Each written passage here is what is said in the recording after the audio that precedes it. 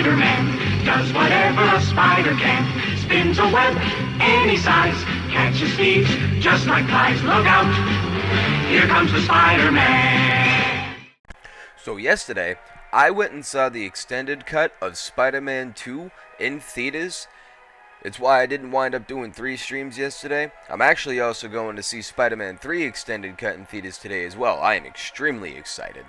Spider-Man 2 extended version was so much fun to watch because, one, that movie came out when I was just a child. I had a very young child. Let's see, I was born in 99. The movie came out in, I think, 02 or 03. And so I was just a toddler, but still, Spider-Man was always my favorite hero, so I grew up with those movies once I was old enough to, memorize film.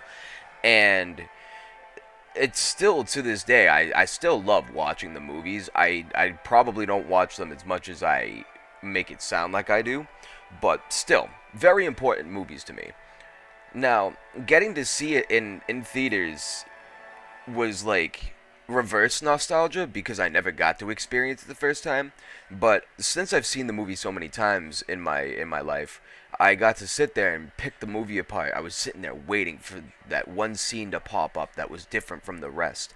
And the one that really stood out to me immediately was the elevator scene. When I say elevator scene, if you've seen Spider-Man 2, I think you know what I'm talking about. It's the scene where Peter's webbing runs out because he's having mind games played on him by MJ.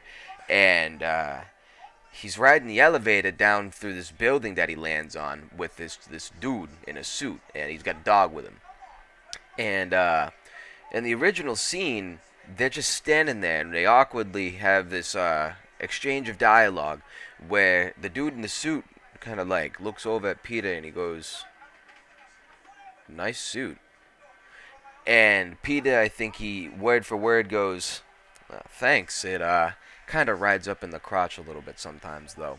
And that's it. I think it swaps scenes again right after that. And instead, in this extended cut, they have this whole exchange of dialogue where he's like trying to peddle marketing ideas to Peter. He's like doing this super cringe millennial thing. He's like dancing with these snaps, and he's like, what does he say?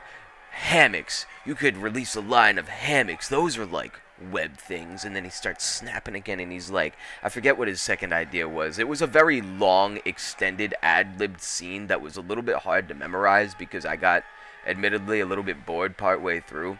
But I did find the hammock joke pretty funny. Not like burst out laughing in the middle of the theater like Ryan Reynolds level of comedy, but it put a little smirk on my face.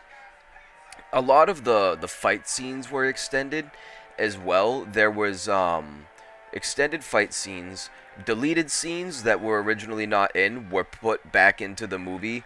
It was just great.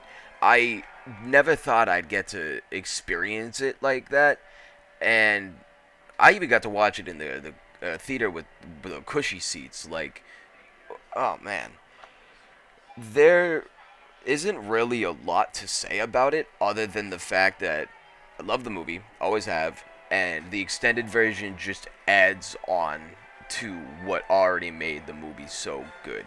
It's like taking a cake and it's already frosted, and then you just put, I don't know, a cookie crumble over the top of that.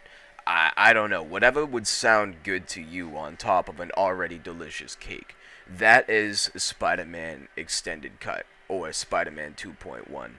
They even extended the mop scene.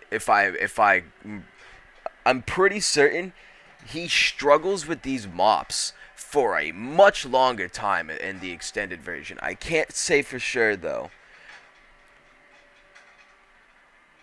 Can't say for certain.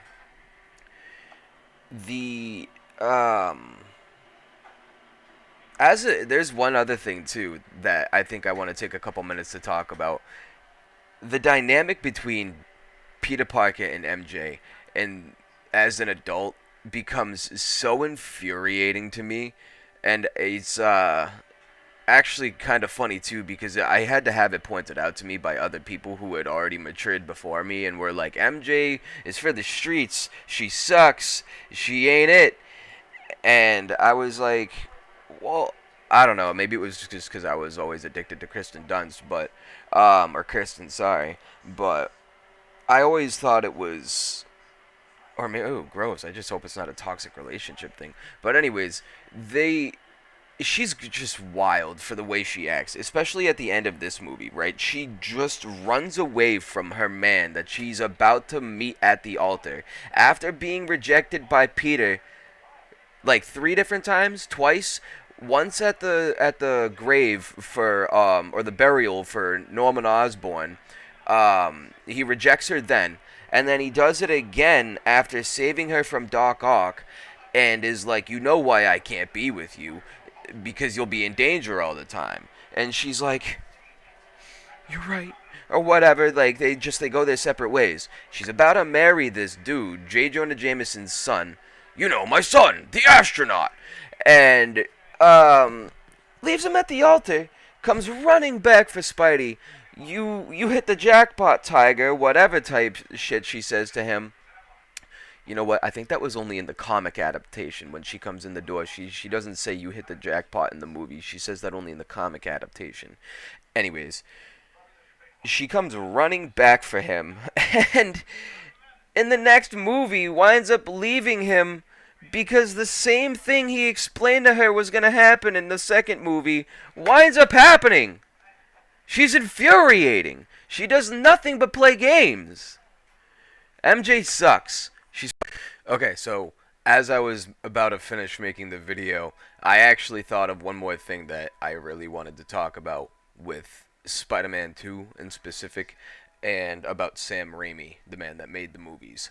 All three of Sam Raimi's movies are fantastic in their own way, with how he plays on little touches of horror, which is what he was always good at. That was his specialty. And then he came and made three superhero movies.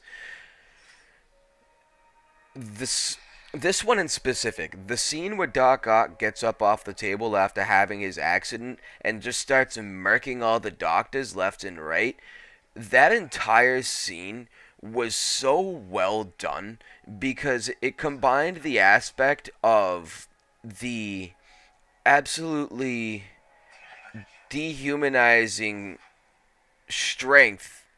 I think I'm wording that wrong. But the pure power of a monster, right? That's what he is. He's a monster. Just eviscerating these people.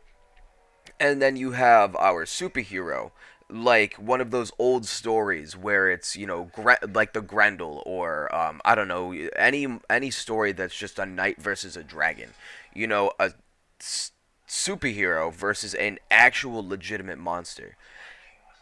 And that's what they portrayed Doc Ock as in that one scene. He was a monster, not a villain, not a comic book villain, a monster. It's so cool seeing horror aspects mixed in with your average comic book superhero movie type shit. It's just it's such a nice touch and play on what you don't see, and now at least Marvel is trying to go into that edgier, darker, more violent superhero stuff. Like, they've been trying to do that since I think like 2018 was when they announced they were going to start getting into more adult content. But Sam Raimi did it first, and he did it best. He came back. Actually, I'll make an example for another movie. When he came back to do Doctor Strange in the Multiverse of Madness, what was the first thing he did? He ripped the eyeball out of an eyeball monster. Blood everywhere. Eyeball goes splat. That shit is what I want to see more of in our superhero movies. Sam Raimi, you are an artist. Okay, now I'm actually going to end the video here.